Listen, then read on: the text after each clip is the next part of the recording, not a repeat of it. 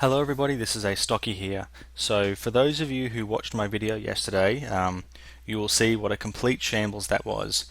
I am currently, you can see Minecraft is open.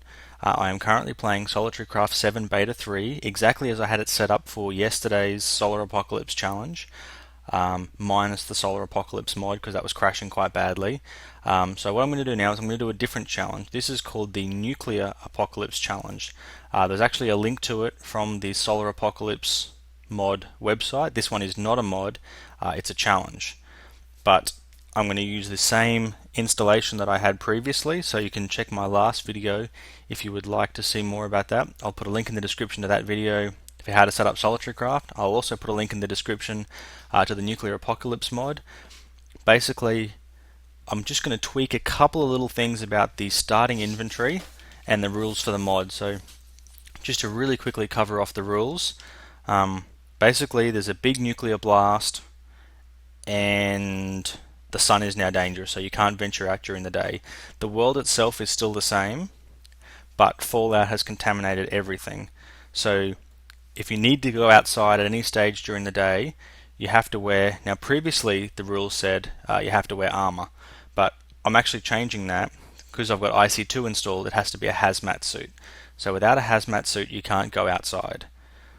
You can scavenge after sunset, but you have to at least be wearing boots when you go outside, and anything that you touch is contaminated, and there's a little bit more on that later on.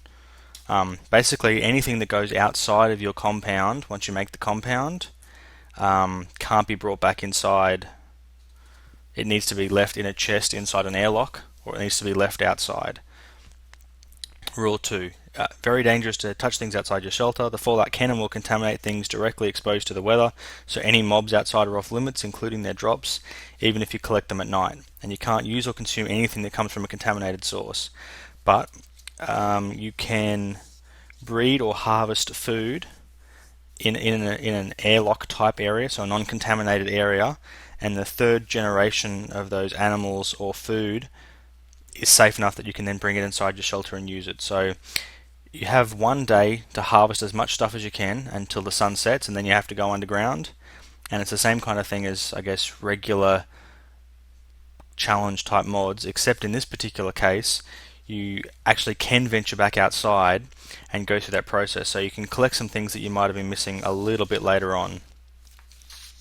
But anything that comes from the first two generations has to be destroyed and disposed of. You can choose however you want to do that. And now your airlock has to be like any other part of your compound you build. It has to have at least 3 block thick walls, and they have to be of a solid material, so they have to be smooth stone or something else like that if they're above ground. Otherwise they can be underground, but again they have to be at least like 3 layers below dirt if they're below ground. It's got a bit about an end game decontamination machine, but I'm going to make my own kind. Just ignore their rules for that. Rule 3, it's difficult to get water. You can only get underground water sources, so you can't have any water unless, and I'll get back to the starting inventory in a second, unless you start with water. So you've got to kind of collect water from underground sources. Now your shelter is safe. Once you've built the walls and you've built the entrances, you can bring items in, but the way you have to bring them in is you have to run them through fresh water. So you have to have a water source inside like your airlock that's flowing water, and you have to throw the items in the water and then pick them back up. You can just kind of say you do that by jumping in the water, but it has to be flowing water, and it has to be from a clean source, so like a source you found inside. All entrances and exits need to have doors to all rooms. Not super up on that, but that's the rule, so you're going to kind of stick with it. And then it has a couple of end game things. I'll kind of rehash the rules as I'm going through it, but I'm not going to worry too much about the end game stuff. I'm going to put a Word document up that has the rules, in particular with the changes that I've made.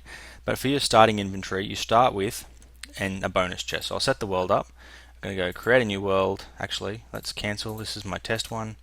Delete, create a new world. We're going to call it SC7. C7 Nuclear Apocalypse. Now we're going to turn bonus chest on, allow cheats on, because I'm going to turn mob griefing off. Now here is the seed, and again this is going to be in the Word document. This is a really good seed that I found. 657-148-228-987 591-0608. So that's the setup that you want to go for.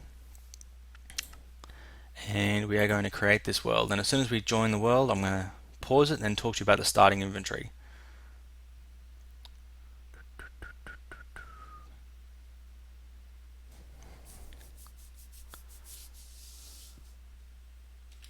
Now the way this is normally set up is that you're supposed to have a shelter that you build yourself that meets the criteria of 3 block thicks of smooth stone walls around it. You have a chest inside that has all this inventory.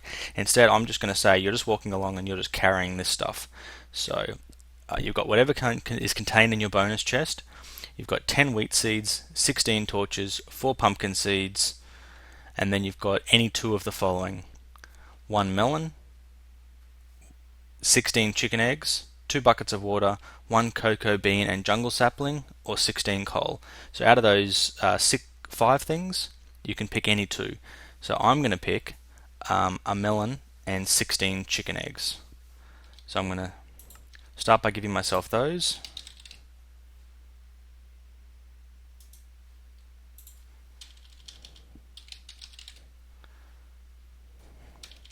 Let's call it egg then, hey? So we need 16 of those. Now the next thing that I was to get was wheat. No, was wheat seeds. So they're just called seeds, aren't they? So we need to go and get myself 10 of those. I need torches. I need 16 of those. This is complicated. I need pumpkin. It says you need 4 seeds, so 1, 2, 3, 4. And like I said, a bonus chest. Now, just give me one moment.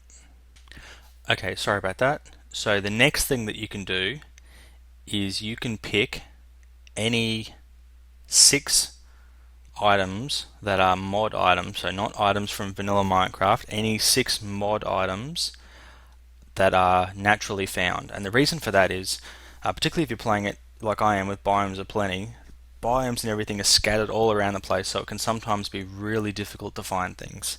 So you can kind of choose whatever it is that you want to get, but I've decided, like I said, I'm going to look for that bonus chest because I know it's around here somewhere. It should be around here somewhere. They always spawn within a couple of blocks of you. It's going to stink if my bonus chest has not spawned. Oh, there we go.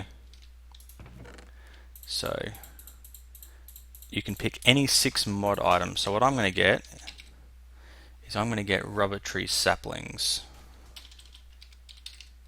I'm going to get 2 of them. And then there's these things called apple saplings. I don't know what they are, but I'm going to get 2 of them as well. And then I'm going to get 1 cattail.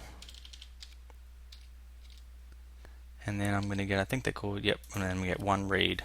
So that's my 6 items that were, naturally harvestable mod items. I'm going to grab these torches because there's no sense wasting torches. Oh, that is a raspberry bush, eh? So now, basically what I'm going to do is I am going to call this an end to episode 0. I've kind of discussed how everything goes and how things kind of fit together. I know this is going to be a really short episode, but the reason is, same with the last challenge I was talking about, I guess I want to see how you guys do it, what you guys choose as your starting inventory, so I would love to see video responses to this. I really love the idea of these challenge mods, and ever since Hey Yorkie did, I think it was like the Modern City Challenge or something like that, ever since he did that, I've been really interested in seeing what you can do with mods and things. So, any person who wants to do a video response, I'll do a shout out to. I would love to see what you guys are doing so that other people can do it as well, because I think these things are a lot of fun, and particularly if you're new to mods and things, it's really good to watch what other people do when they're limited to resources, kind of see how things fit together. But let's get this. Don't know what kind of saplings these ones are. What did they say that was? Oh, it's just plain old oak sapling.